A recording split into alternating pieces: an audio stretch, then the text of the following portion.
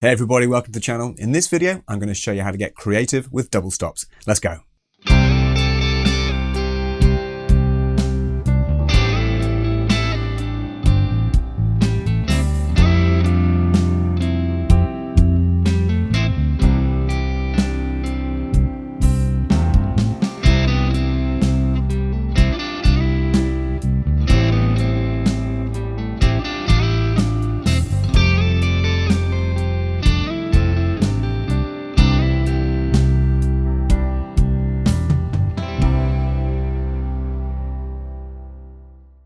Double stops are just two notes played at the same time. They serve two main functions. Firstly, if you want to create thicker sounding lead lines or licks, and secondly, if you want to play rhythm parts that don't get in the way of the rest of the band or a busy mix. They're generally played as thirds or fourths, though you can also play fifths and sixths or any two notes you can play together. Let's start off by seeing how you play intervals of thirds to create those double stops. The best way to practice thirds is to just harmonize the major scale. So if I play a C major scale here,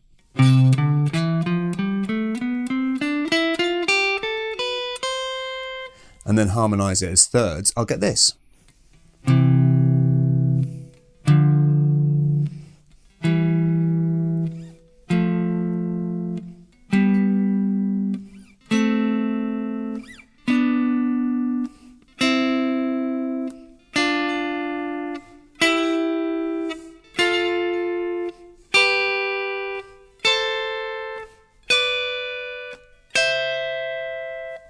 So thirds are going to sound like this when you play double stops.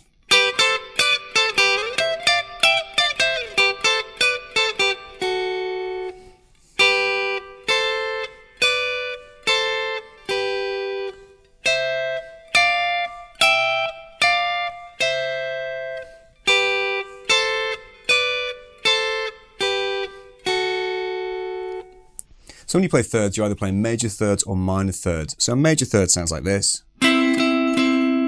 and a minor third sounds like this. The other common way of playing double stops is to play intervals of fourths. Fourths are this kind of sound, which is so common in soul. One of my favorite players is Cornell Dupree, and he plays fourths all the time. Let's see how we get those under the fingers and how you can practice them. So the best way to practice fourths is to play a C major pentatonic scale, harmonized. You start off with a third, a C and an E, but then you move to fourths.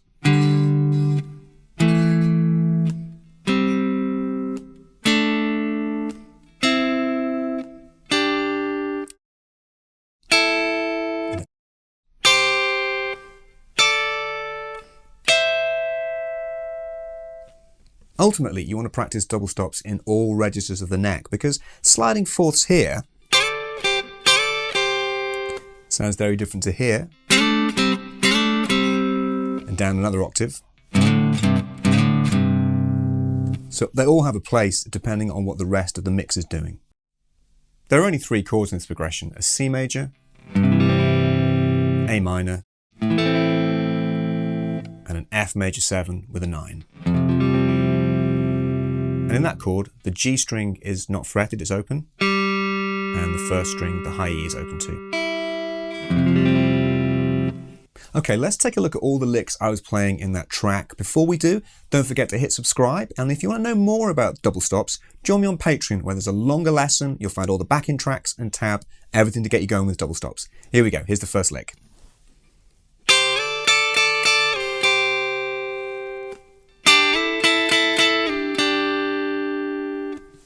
So that's two sliding fourths on the B and E strings from the 8th fret to the 10th fret.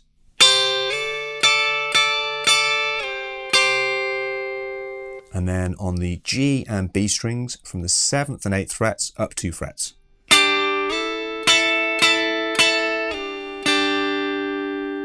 When practicing double stops, it's important to keep the pressure evenly on both notes, so they both sound at the same time and at the same volume.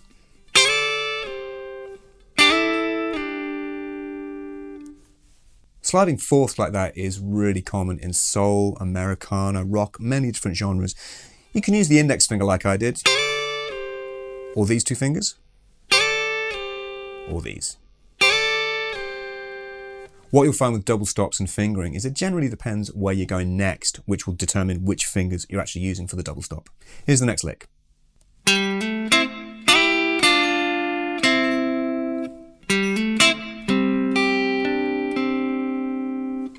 Now we're going to hear the sound of thirds.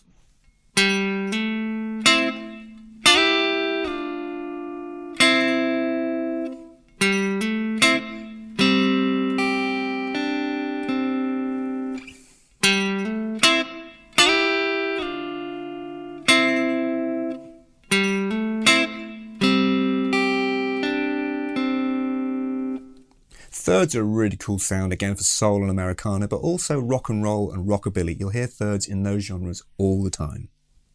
Here's the next lick. This one again is using thirds.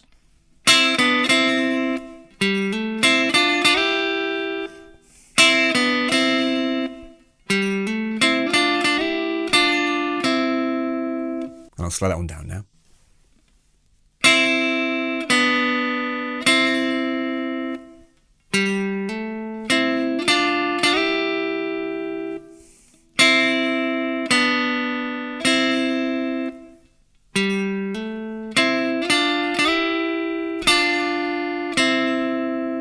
And that lick's got a call and response element to it as well. The first part kind of goes up and the second one comes down to give you that call and response idea.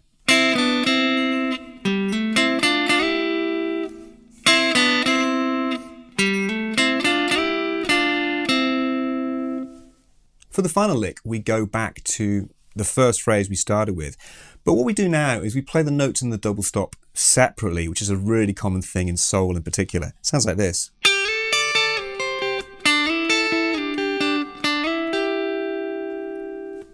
And I'll play that one slowly. The key thing here is keeping the pressure on both fingers so you don't lose any of the notes.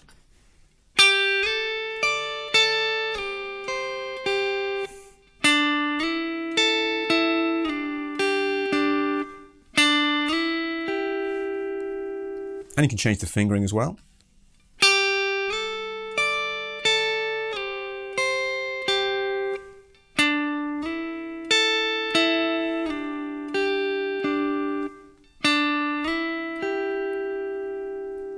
If you want to know more about double stops, come and join me on patreon.com. The link is below. You'll find a longer version of this lesson with more double stop licks and all the resources. That's tracks, backing tracks, tabs and more. Take care. I'll see you next time.